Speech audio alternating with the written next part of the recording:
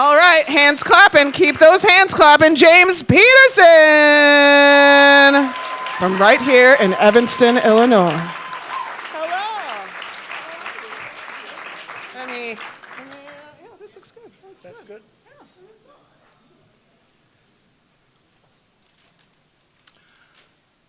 I heard a champagne cork pop. I turned around, and there she was. Every cell in my body went on point. Long strands of DNA pulled taut and released, and a voice said, "You will have this woman's child."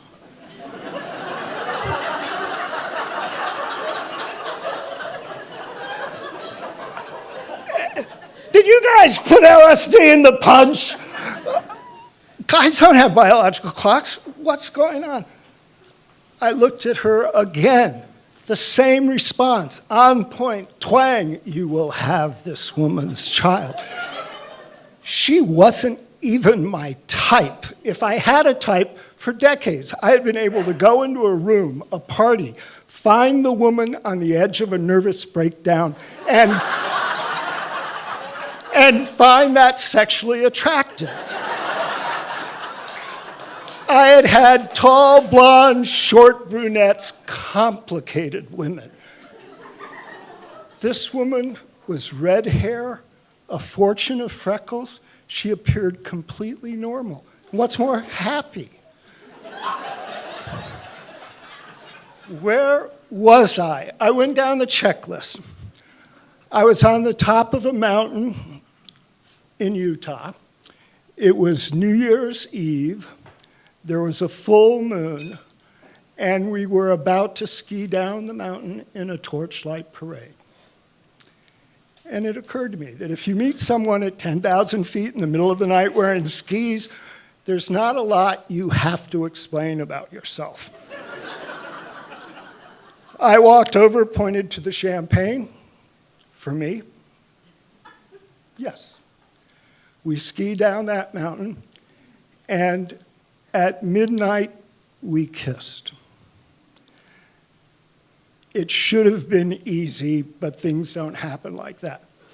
Turns out she was South African. And if you grow up down under, there's something called a walkabout. You save all your money, buy a plane ticket, and see as much of the world as you can before the money runs out and you have to go back down under. She had lived in London, worked at a fishing camp in Alaska, and was now working at the lodge at the foot of the mountain.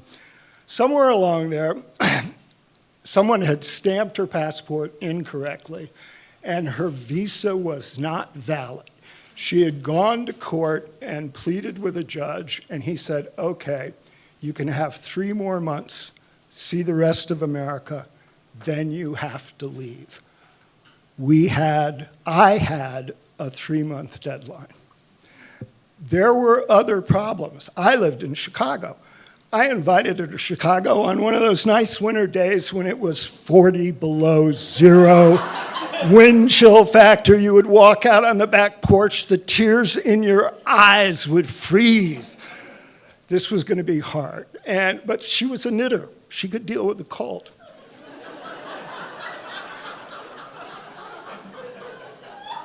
The magazine I worked for was banned in South Africa.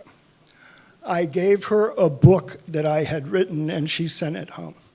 Her mom read the book and wrote back, "The man who wrote this is ugly, evil, and depraved." She came to my defense.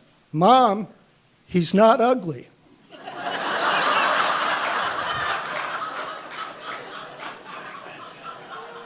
Our courtship was caught up in the catch-22 of immigration.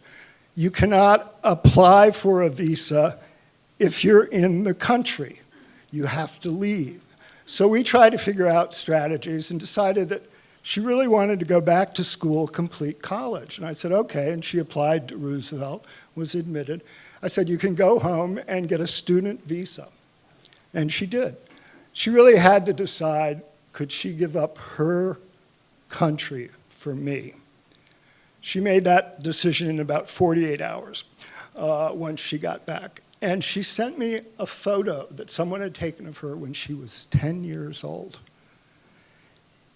And it was the mountaintop all over again. I picked up the phone and I said, I want that face in my future. And she said, are you asking me to marry you? And I go, okay. And she said, where? So we decided to meet halfway and got married on Santorini, and it was beautiful. And as part of the deal, she then left to go continue backpacking around Europe for another 6 weeks. I went home, got used to the idea of being married without that nagging presence next to me. She came back and went to school, and time passed, and finally I looked up and I said, now. So we went back to the mountain and did what people who want to make babies do. And 9 months later, and 11 days, we went to the hospital. After 32 hours of labor, the nurse handed me a child, my daughter. And I walked around the delivery room singing, I once had a girl, or should I say, she once had me. This little loaf of bread with fingers had made me a father. And 30 years later, in a month, she is going to have her first child, and I'm going to be a grandfather. Thank you.